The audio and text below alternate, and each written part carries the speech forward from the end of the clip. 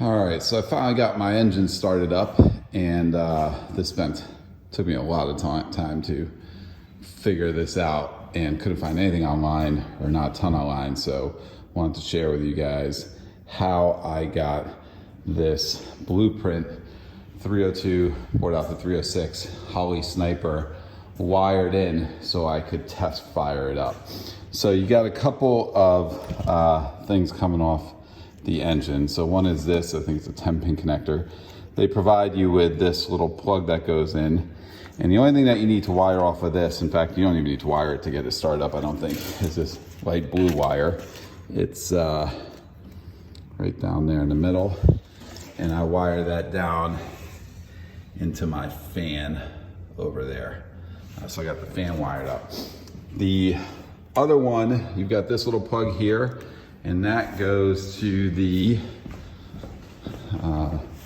computer, which is really important. You definitely need the computer. And then you've got this guy. So that's the main one that you need to do the wiring with. So we'll start here. These two guys, you don't use those, you don't wire those in. There's a black and a red, which go to my battery. So I don't have my battery here, but that's where they go to, the battery. You have some stuff going back to the fuel pump. So where's the fuel pump one? Yeah, I got that blue. Goes back to the fuel pump. So you can see that runs all the way back here to the fuel pump. And you have to I used all the Holley Sniper provided, Blueprint provided fuel pump instead of doing it myself. So I've got a black going to ground here, and then the blue comes to the back side of the fuel pump. And then this is where I got really stuck, was with the wiring of this stuff. So you have this pink wire, and this pink wire is actually what powers the Sniper and turns on the computer. And so this computer right here. And so in essence, you have this wiring harness that comes off as part of your main wiring harness with all these lines on it. And at least with mine, there was two that had a clip at the end.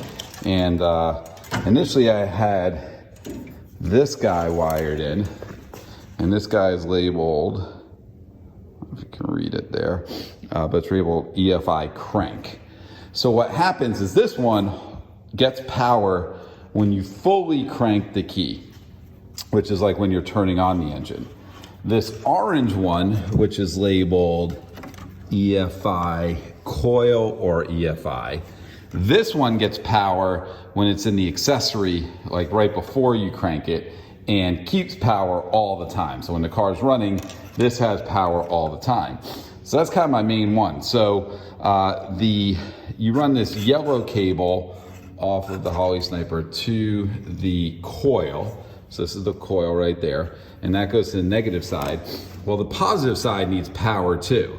And so I just created this little jumper here, which gives me my pink one, which powers the EFI computer, and the blue one, both are getting power when the engine's running and when it's right before it's cranking.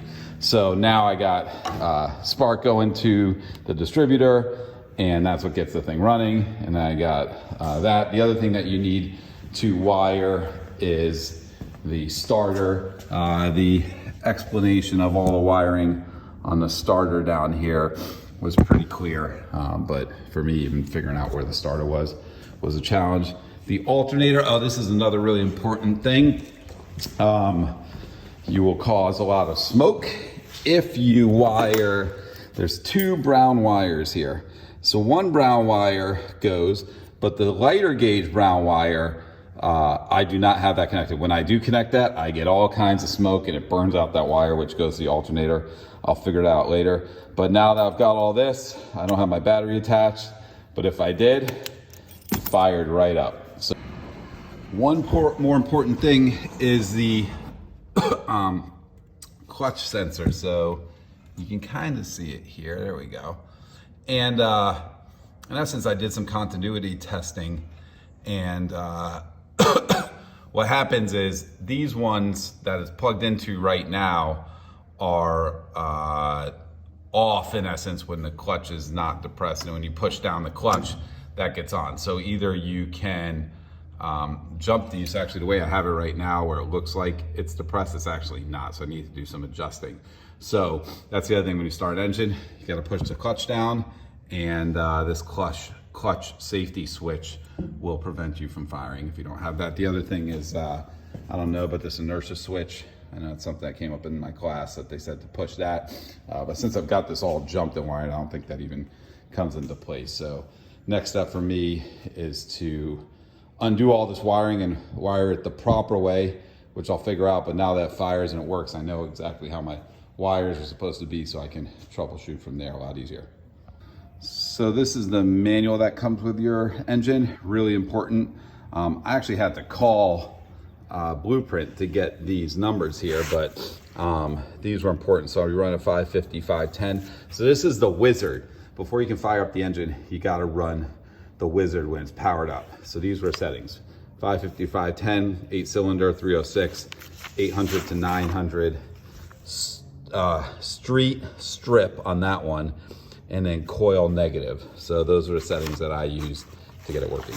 So I really hope that video helps you guys. This is something that took me like 2 weeks to figure out. It should have taken 20 minutes. So hope this helps someone who's got a Factory 5 MK4 with a Blueprint engine running a Holley Sniper EFI. Good luck, guys.